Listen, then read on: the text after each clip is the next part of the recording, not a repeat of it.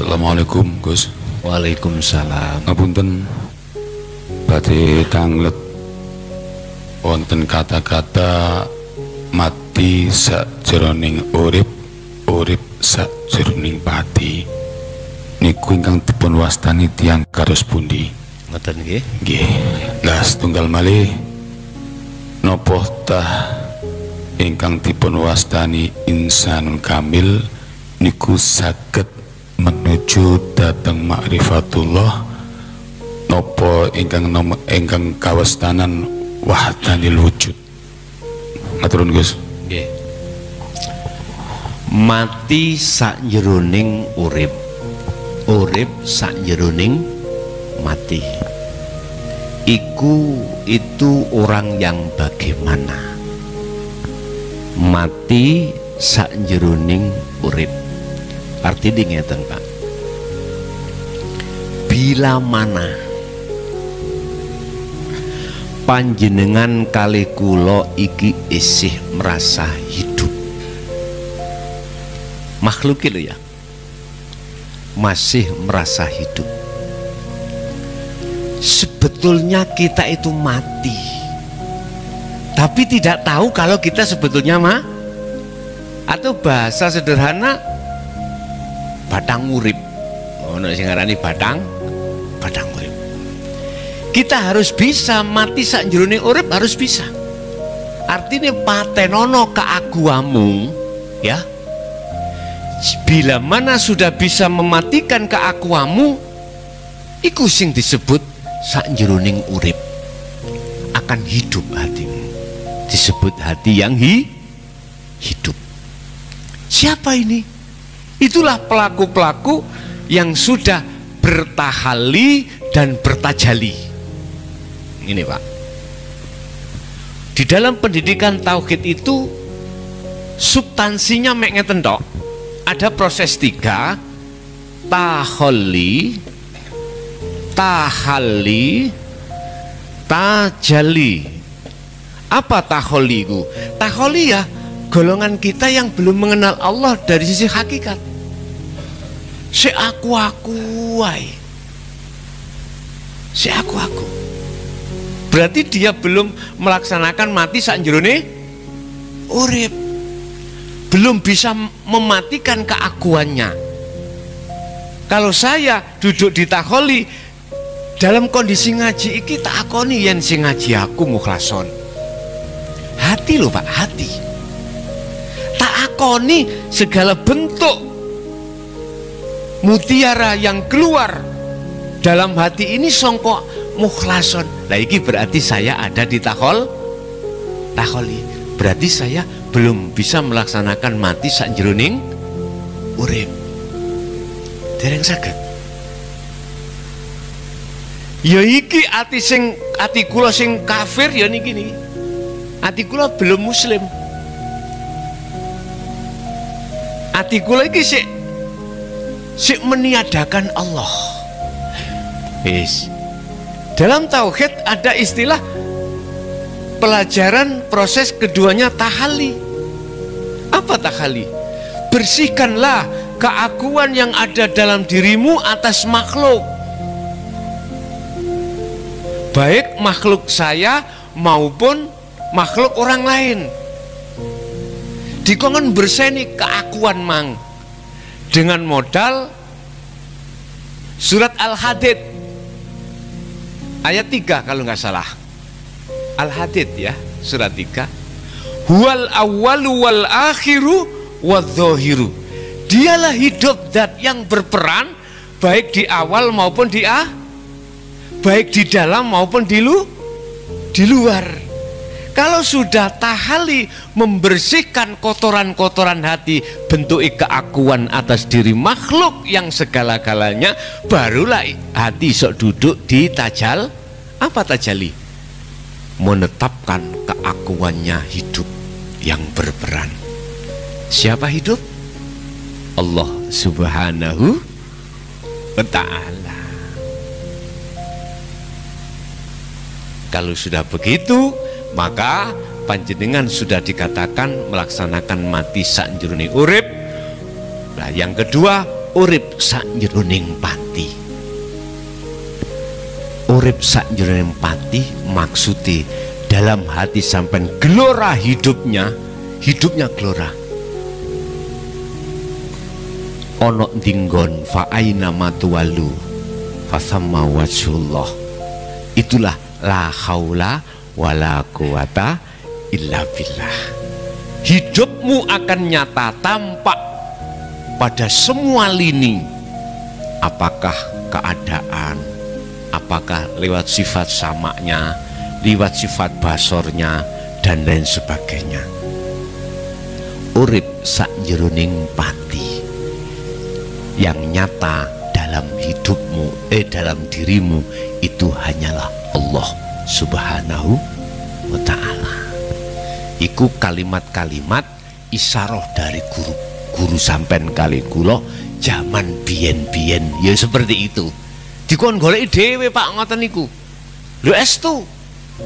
Mboten purun guru ndodone mboten purun. Wis pokoke biyen yo ngene, ngono. Lah, untuk zaman sing sakniki pun wis gak zamane, Pak. Zamane kudu transparan, terang-terangan, krono umat iki wis wayahe genah, gak boleh disingit-singitno. Wis, yang pertama. Itu yang kedua tadi apa, Pak? Supaya kula. Pertanyaan yang kedua tadi.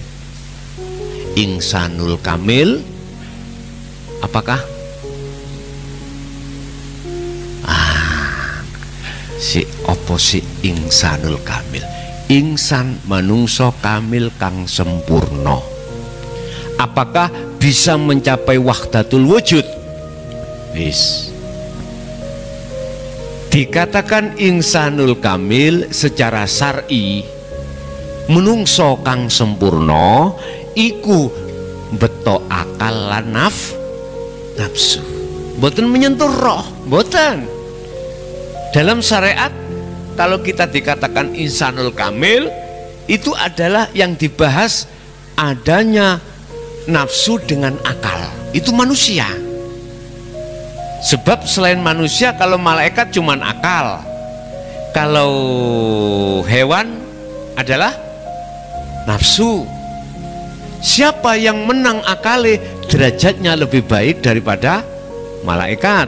Siapa yang menang nafsu nih lebih jelek daripada hewan. Ulaika kal an'am balhum adol. Tapi kalau dilihat dari kacamata hakikat, yang disebut insanul kamil adalah adanya jasad dan ruh sempurna. Nek ono roh gak ono jasad disebut apa? Ono jasad gak ono nyawa nih disebut apa? Ya wis sama jawab dewi-dewi. Dari pertanyaan apakah insanul kamil itu bisa wahdatul wujud, tak jawab bisa apabila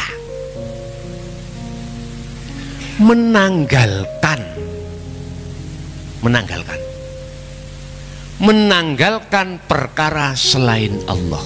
Artinya Anda makrifat Allah itu tidak hanya Anda menanggalkan baik secara jasad maupun secara batin, tidak hanya itu. Jasad isok sampen gowo, tapi batin ninggalno jasad. Artinya gini, Pak, kau menemui Allah itu tidak hanya jasadmu itu meninggalkan dunia seisinya, ndak. Jasad pun bisa gembul ambek dunya, tapi rohmu itu hanya bisa bertemu Allah. Apa sih wahdatul wujud itu?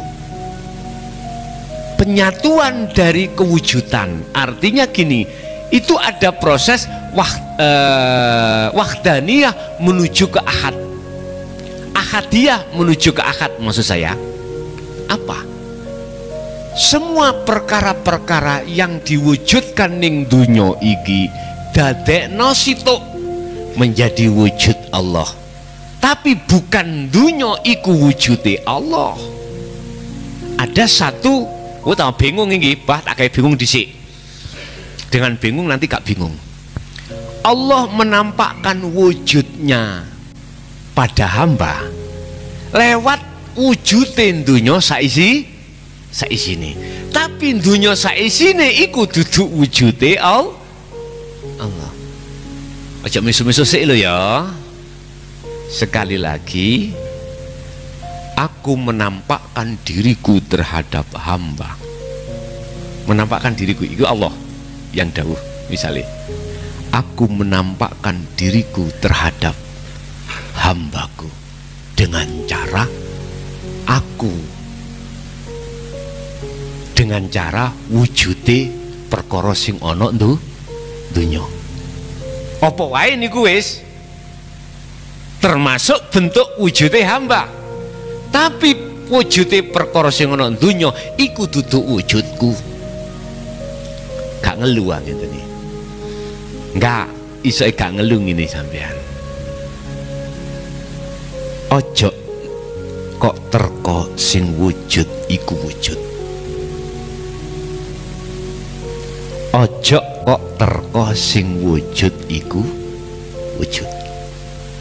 Terkon sing kok anggap gak wujud iku hakikate wujud. Waduh, sik bingung kula. Oke, ini wujudin dunya saisine iku sebagai tanda wujudnya Allah.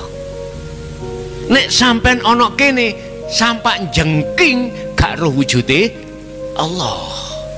Nek pemahaman sampean mandek di sini sampak jenengan iki ngetek silit gak akan tahu wujudnya Allah. Apa tadi? Wujudin dunya saisine gawen bukti wujude Allah. Apabila pemahaman sampean mandek di sini, sampai kapanpun Anda tidak akan pernah tahu wujudnya Allah. Tetapi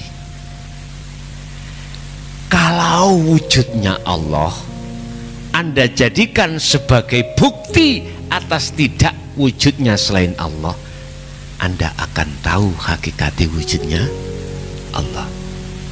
Bulet mana ya? Cik bulet ini pol gampang loh, iki pol gampang.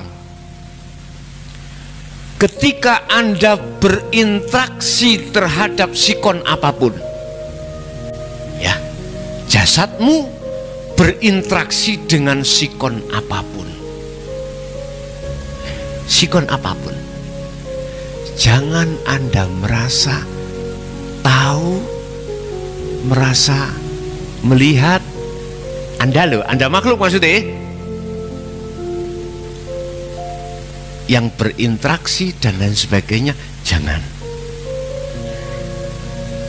Justru tanamkanlah dalam hatimu lewat iman, hidup dalam dirimu yang disebut aku Allah, yang segala-galanya di situ. Itulah namanya tajalli.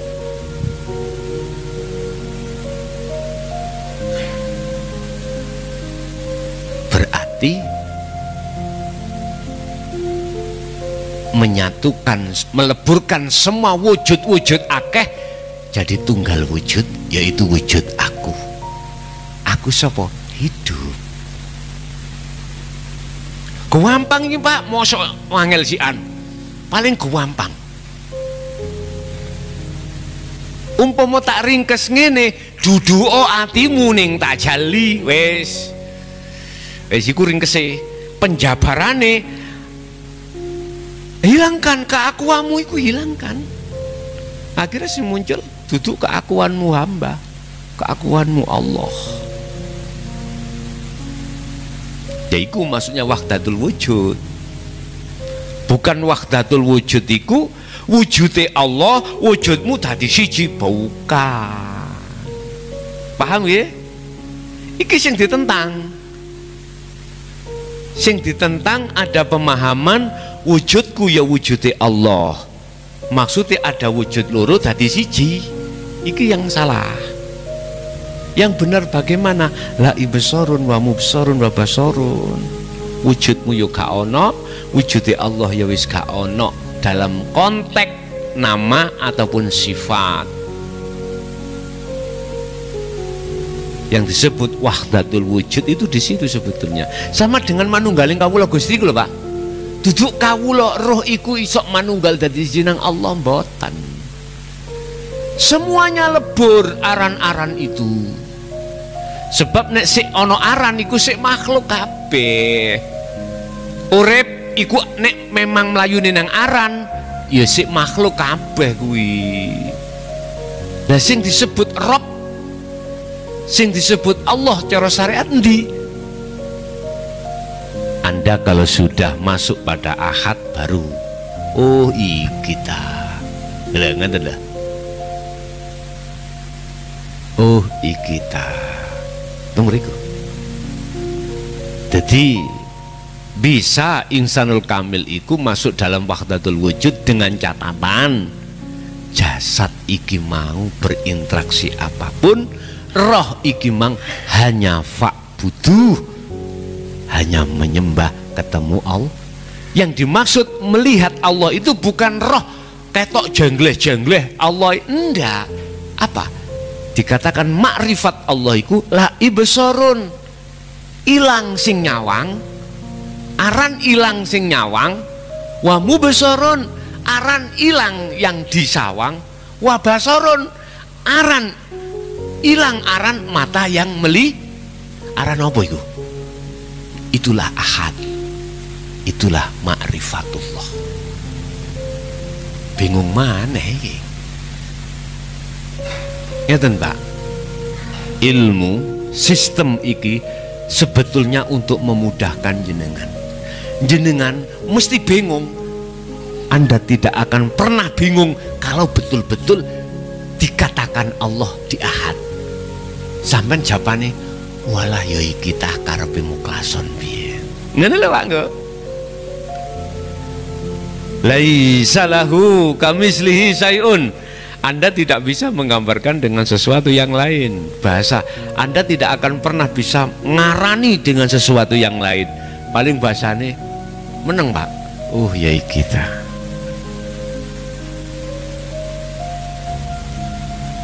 Sebetulnya wahdatul wujud itu di situ Pak. Cuman mungkin ketika saat dulu itu murid gara-gara isyarah yang disampaikan guru akhirnya menemukan satu kesimpulan, wahdatul wujud itu wujud-wujud ning dunya iku dadi siji mek wujude Allah, disebut wahdatul wujud. Mungkin seperti itu. Padahal ingat ya, ingat.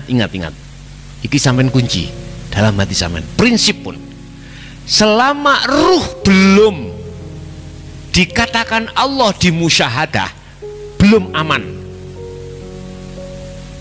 terhadap bisikan-bisikan apapun. Qul a'udzu birabbin nas, malikin nas, ilahin nas, min syarril waswasil khannas. Dan niki pasti akan dibisikkan bisikan-bisikan sangka dene nafsu dalam dirimu. Lah nafsu itu bisikan untuk Anda menjadi was-was atau mamang dan lain sebagainya. Siapa yang membisikkan? Golongani minal jinnati wan nas, teko jin dan manusia. Enggak sampean bisa dikonter Pak. Dalam mukasyafah katakanlah di situ sampean sudah bertemu yang membisiki, ya aku iki Allah, ya aku iki Allah, wis tak terima segala amaliamu. Engko dhisik ya, engko dhisik. Pada waktu itu, pada saat itu dirimu sik muncul sebagai hamba yang mendengar hak, bukan iblis itu, bukan, belum ke ahad itu. Ingat sejarah Syekh Abdul Qadir Jailani? Apa kata beliau? Anta iblisun, Anda adalah iblis. Karena apa? Masih ada dua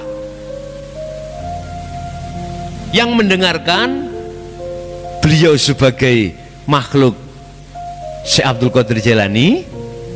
Ada yang bersuara, berarti ada dua, berarti dereng teng musyahadah, dereng.